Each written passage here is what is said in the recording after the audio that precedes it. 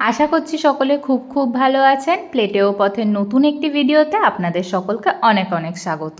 আজকে চলে এসেছি একটা চানা মশলার রেসিপি নিয়ে, যেটা খুবই ইজি হতে চলেছে। তো শুরুতেই দেখতে পেলেন চানাটাকে ওভারনাইট আমার ভিজিয়ে রাখা ছিল। সেটাকে আমি এবার প্রেশার কুকারে একটা আলুর সাথে সিটি দিতে বসিয়ে দিলাম। আলুটাকে কোনো ছোলাছুলির ঝামেলা করতে হবে না, নর্মালি দিয়ে দেবেন।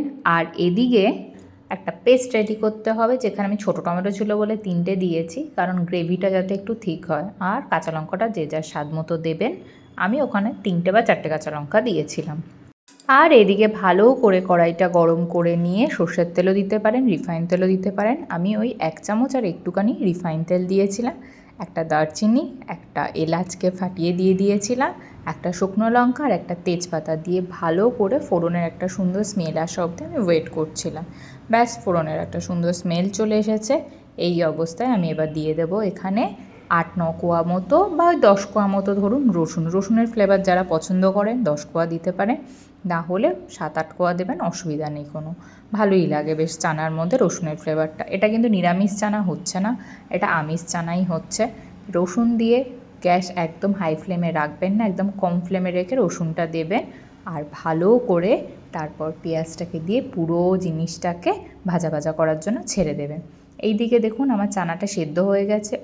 প্রেশার কুকারে কটা সিটি দেবেন সেটা তো বলিনি। হাই ফ্লেমে একটা সিটি দেবেন, আর বাকি 4টে সিটি আপনারা লো ফ্লেমে দিয়ে দেবেন, তাতে সুন্দর সেদ্ধ হয়। দেখতেই পেলেন, আমি আপনাদের দেখালাম, খুব সুন্দরভাবে সেদ্ধ হয়ে গেছে। আর এদিকে আলুটা ছুলতে গিয়ে তো এত গরম ছিল, আর আমারও হড়বড়ি, একটু জলে রেখে দিলেই ঠান্ডা হয়ে যেত, কিন্তু না, আমাকে তক্ষুনি ছুলতে হবে। তারপর লাস্টে জলে দিয়ে ওটাকে হালকা ঠান্ডা করে পিস পিস করে ছোটো ছোটো করে ওটাকে কেটে রেখে দিলাম।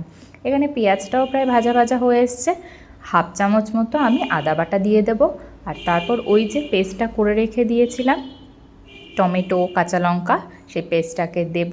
আর একটুখানি মানে ওই 1 চামচ মতো দিয়ে দেব আমি এখানে হলুদ গুঁড়ো, আর 1 চামচ মতো দিয়ে দেব আমি এখানে নুন। আমি কিন্তু প্রেশার কুকারে চানাটা সিটি দেওয়ার সময় 1/2 চামচ মতো নুন দিয়েছিলাম, বেশি দিইনি। আর এখানে একটা আমি মশলা অ্যাড করছি, অনেকে চানা মশলা দেয়, আমি চানা মশলা দিইনি। আমার ঘরে বানানো একটা সবজি মশলা থাকে, যেটা মোটামুটি আমি সব রান্নাতে ইউজ করে থাকি।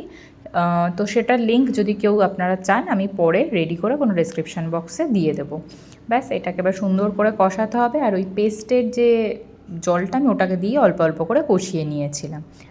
তারপর এই আলুটাকে দিয়ে দেব, আর এরপর যে চানাটা সেদ্ধ করে রেখে দিয়েছিলাম সেটাকেও দিয়ে দেবো। দিয়ে ভালো করে বিষয়টাকে কিন্তু কষিয়ে নিতে হবে। আমি সেই কষানোর প্রসেসটাই এখানে চালাচ্ছি। একটু ঢেকে দেবো মাঝখানে কষাতে কষাতে। কষানোও প্রায় রেডি হয়ে আসবে। 5-7 মিনিট দেখলে আপনি খেয়াল করে দেখবেন যে 5-7 মিনিটের মধ্যে ভালো মতো কষে একটা সুন্দর স্মেল চলে এসেছে।